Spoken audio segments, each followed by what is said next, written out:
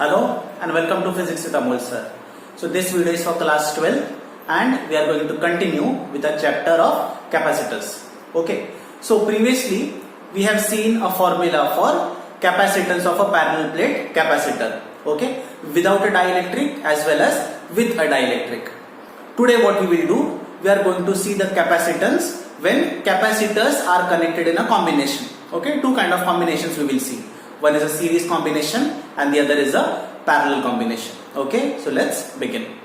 So first we will derive a formula for effective capacitance when two capacitors are connected in series. Okay, so here you are seeing two capacitors C1 and C2 which are connected in series. Now I am sure you would remember the idea of series combinations and parallel combinations. Okay, this we had seen in 10th standard when we had talked about resistors connected in series and parallel. Similarly, we can talk about capacitors connected in series or parallel. So C1 and C2 are two capacitors which are connected in series. Okay, and now why do we know they are connected in series? See, plate 1 of C1 and this is plate 2 of C1. So the second plate is connected to the first plate of C2 and so on and so forth. So all these capacitors, they are connected in series. You can connect n number of capacitors in this manner. Fine. And what do we understand about this kind of combination? Okay. The first thing to remember is the potential differences across both the capacitors are going to be different. Okay. So if let us say V, that is capital V, is the total potential difference of that particular circuit. Okay. For capacitor 1, the potential difference will be V1. For capacitor 2, the potential difference will be V2. Okay. So potential differences are going to be different for each capacitor. Second thing to remember, the charges are going to be similar. Okay. Once again I will repeat, the charges for two capacitors in series are going to be the same. So if Q is the amount of charge stored in that particular combination, both the capacitors will have similar amount of charge. Remember this when we are doing the derivation. With that in mind, we will start our derivation. So let capital V be the total potential difference across the combination. Then we can write V is equal to V1 plus V2. This you will call as equation number 1. Okay. We are taking V1 plus V2 because the capacitors are connected in series. Okay. So if you are having 10 capacitors in this manner, it will be V1 plus V2 plus V3 up to V10. And the sum will be equal to the total potential difference. Okay. So remember this, that is equation number 1. Then if C is the effective capacitance, that is total capacitance of the combination, we can write C is equal to Q upon V. Is that correct? If C is the total capacitance will be equal to charge divided by the total potential difference. Okay. This is for the total. Now for C1, that is only the first capacitor, using the same logic we can write C1 is equal to Q upon V1. I want you to notice very clearly that we are writing Q upon V1. We are not writing Q1 because the charge stored by both capacitor is the same. Okay, so we have written C1 is equal to Q upon V1. Similarly, you will write C2 is equal to Q upon V2. Okay, this can go on. If you are having 10 capacitors, this will go on 10 times. Okay, we are going to keep the derivation simple. We will talk about two capacitors. So I hope these three equations are clear. From these three equations, we can write if C is Q by V, this we can write as V is equal to Q upon C. Is that correct? Just rearrange it. Similarly, you can write V1 is equal to Q upon C1 and you can write V2 is equal to Q upon C2. I think this is making sense. Okay, I don't think you'll have a problem understanding this. So V becomes Q by C from this, V1 becomes Q by C1 from this, and V2 becomes Q by C2 from the third equation. So these three equations we can substitute in our equation number 1. Let us call these equations all together, we will call them as equation number 2. Okay, all these three equations let us substitute in equation number 1 and here is what we get. Substitute them in equation 1, what we will get? V will become Q upon C equal to V1 will become Q upon C1, V2 will become Q upon C2, correct? And then easily you can see you can cancel out the factor of Q because it is common. So Q gets cancelled on the both sides and then you are left with 1 by C is equal to 1 by C1 plus 1 by C2. So this is the formula for capacitors when they are connected in series. So when two capacitors are connected, we get 1 by series, 1 by C1 plus 1 by C2. If you are having n number of capacitors, then we will write this as 1 by C1 plus 1 by C2 plus up to 1 by Cn. Okay, this is the effective capacitance. And what you will see from this equation, that if n number of capacitors are connected in series, the total capacitance becomes less than each of the individual capacitors. Okay, you will remember this equation is similar to resistors in parallel, not resistor in series, resistor in parallel. So the formula you got for resistors in parallel, same formula you get for capacitors in series. Okay, I hope this equation is understood. Make sure that you have written this in your notebooks. Now we will see the next derivation, that is effective capacitance when capacitors are connected in parallel. So here we see two capacitors C1, C2 which are connected in parallel to each other. Again, I am sure you can understand the connection. Now here what will happen is the charges are going to get distributed. Okay, so if Q is the total charge that is stored in our combination, then first capacitor will get some amount of charge, remaining charge will go to the second capacitance. Okay, so here what we will get, here we will get Q, that is the total charge, equal to Q1 plus Q2. This is the difference between series combination and parallel combination.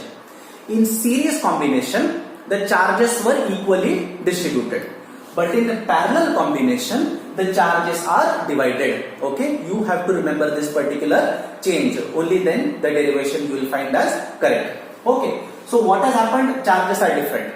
Okay, but what is similar? You can see they are connected between the same 2 points. Therefore, the potential is the same. So for both C1 and C2, the potential, that is V, is going to be similar. We will not have V1 and V2. Okay. So as said before, total charge Q is equal to Q1 plus Q2. If we had 10 capacitors, it would have been Q1 plus Q2 plus Q3 up to Q10. Okay, we are keeping it simple up to only 2 capacitors. So anyways, Q is Q1 plus Q2. This will become our equation number 1. Let's see with the total capacitance of the combination. We can write C is equal to Q upon V. Okay, and from this you can write therefore Q is equal to CV. Yes, the total charge can be written as capacitance into potential, C into V. Similarly, you can write, I'll go here, Q1 is equal to C1 into V and Q2 is equal to C2 multiplied by V. I hope this is not confusing. Q is, I can write as C into V. Total charge is capacitance into the potential. Similarly, only charge by first capacitor Q1 will be C1, that is capacitance of first capacitor multiplied by the potential. And you will see we are not writing V1 and V2 here because V is the same for both the capacitors. So you get Q is equal to CV, Q1 is equal to C1V and Q2 is equal to C2V. And these three equations we will put in our equation number 1. Substituting them in equation number 1, what you will get? So Q will become CV equal to Q1 will become C1V plus Q2 will become C2V.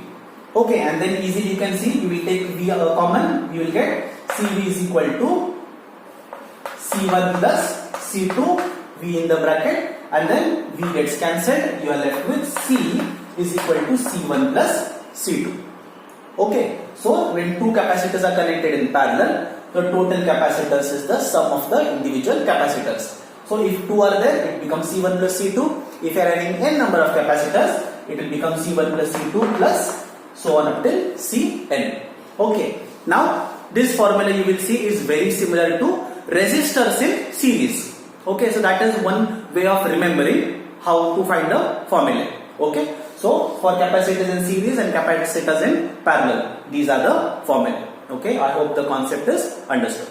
So what we understand from both the formulae for capacitors in series and capacitors in parallel, if you want to increase the capacitance, okay, what you will do, if you want to increase the total capacitance, in that case you have to attach the capacitors in parallel, okay, because if you attach them in parallel the capacitance gets added up, okay, uska sum ho jata hai, uska total ho jata hai. And if you want a situation where you want to decrease the capacitance, you want smaller capacitance, there what you will do, you will attach them in series. If you attach capacitors in series, in that case the capacitance becomes less, okay. So this we have to remember, okay. And then next class we are going to solve some numericals based on this, that will help you to understand the concept even better. Now we will see a third derivation, okay. This is to find out energy stored in a capacitor. So now we are going to derive an expression for energy stored in a capacitor. Again, very important, because on this particular formula you are asked some kind of numericals. Okay, so this is a parallel plate capacitor.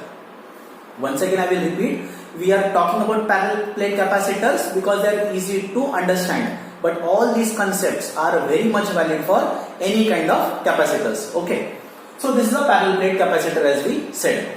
So this is plate 1 and this is plate 2. So you can see plate 1 is positively charged, plate 2 is negatively charged. Okay. So continuously what is happening is charges are being transferred from plate 2 towards plate 1. During this process there is work done and there is some energy that is stored in our capacitor. Okay. So now the task for us is to find out how much is the energy stored. So I am not going to go too much into the theory part of it. Okay, directly we will start with our derivation. Okay, so anyway, so this is the situation where one of the plate is positive and obviously the other plate is negative. So imagine some kind of intermediate step where the charge is getting transferred. At some intermediate step, the potential difference is V dash, for example. Okay, so at some intermediate step, the potential difference is V dash. We can write V dash as delta W by delta Q dash. If you remember, we have already defined the potential. Okay, it is defined as work done per unit charge. So we are assuming that some delta Q charge has got transferred. Okay, potential is some delta, some V dash, and due to that some delta W work was done. Okay, that much is fine. So I write V dash is equal to delta W by delta Q dash.